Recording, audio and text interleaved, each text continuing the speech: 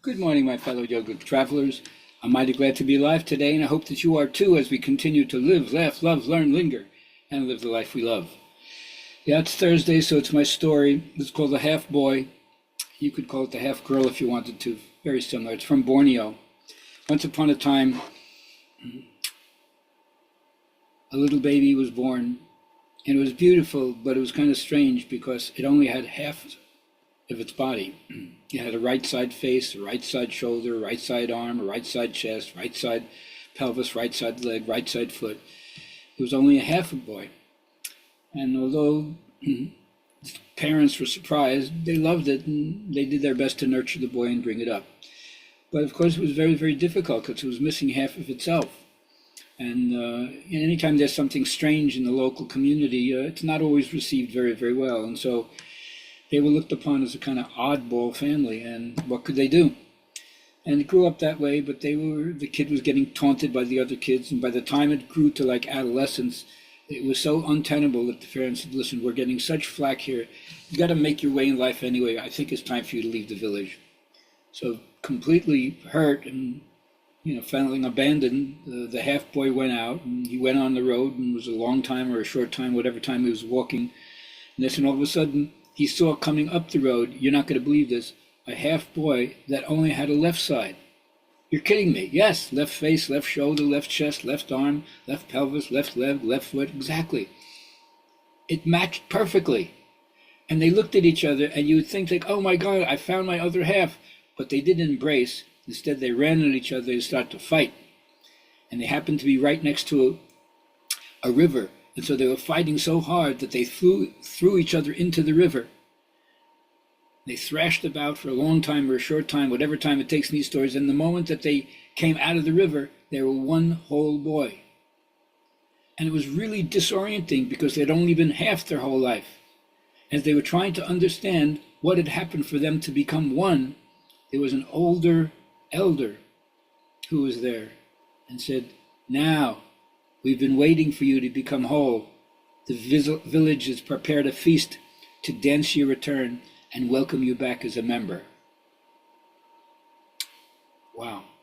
I guess a lot of us could understand how we grow up feeling like half of us is missing or something is missing. And yet, if and when you find it, you can only find it by getting out on the road and doing your life journey. Surprising enough, it doesn't completely integrate at the beginning, but there's a tussle, there's a struggle. And then there's the disorientation of realizing I'm in a completely new existential ontological state. Yet at the same time, there's another energy that is recognizing what's happened to you and brings you back to share the gift of wholeness with the community. I hope that little ditty makes sense to some of you. If not, we can talk about it. All right, for my friends with the disconfirming affirmations, you know that you attract the energy that you give off? And apparently you only give off weird energy. All right. Anyway, for my journaling friends, how are you receptive to the messages and the insights that come from your own imagination, as well as anything that might come from beyond the earthly realm? Or is that too woo-woo for you? You don't think there's anything beyond the earthly realm? All right, then let's just stick with what's in your imagination. So how are you receptive to the messages and the intuition? It's not coming from the ascended masters from Mount Shasta, coming from your own DNA. Let me know how you connect to that. I'll share with you what I do. All right, now, I always say that the essence of yoga, like all perennial philosophy, is to find the formless identity that you are and take that constant, non-dual, ever-present consciousness and reanimate the lesser states of consciousness until the radiance of that breakthrough experience becomes the vehicle of spirit that you really are. That's the way to deal with the empty mind and back into the personality as long as you're incarnate. Now, my teacher says your body is your capital. Mostly it's an unused capital because we don't work it. You yourself don't know what you're capable of, he would say. You got to test it to find out, right? You want the butter, you got to churn the milk. And the one thing I would tell you to relax yourself is learn, even not just in yoga, just in simple sitting, don't crush yourself down. Widen, right? Not just vertically, widen the diaphragm. And when you get that horizontal position, it has a relaxing effect on your nervous system. So once you do that, you're in a state of self-awareness, hopefully self-acceptance, where you no longer either deny or fight against the gifts that you have. When I say I'm here to interfere, that's because I'm bent on reinvention, to mess up the old stuff that no longer pertains, the divestiture of things that are beyond their expiration date, don't need to carry that along. And then remember that our whole life is to connect. We're a bunch of interconnected people and energy systems.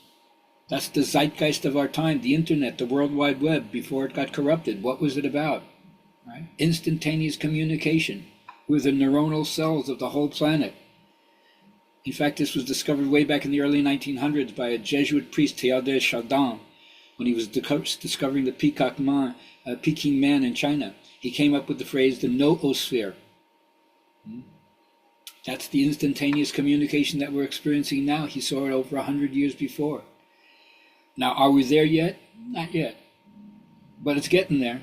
We're getting more and more aware of how we're connected globally in so many different ways, politically, economically, ecologically, and so forth. But most of all, through our humanity. So what can I say is we're on the verge of a new philosophy. I don't want to call it a new theology, but a new spirituality for sure. And so the first thing I would say is to heal all the wounds within ourselves and others, make as much amends as possible, and make it as soon as possible. Don't put it off.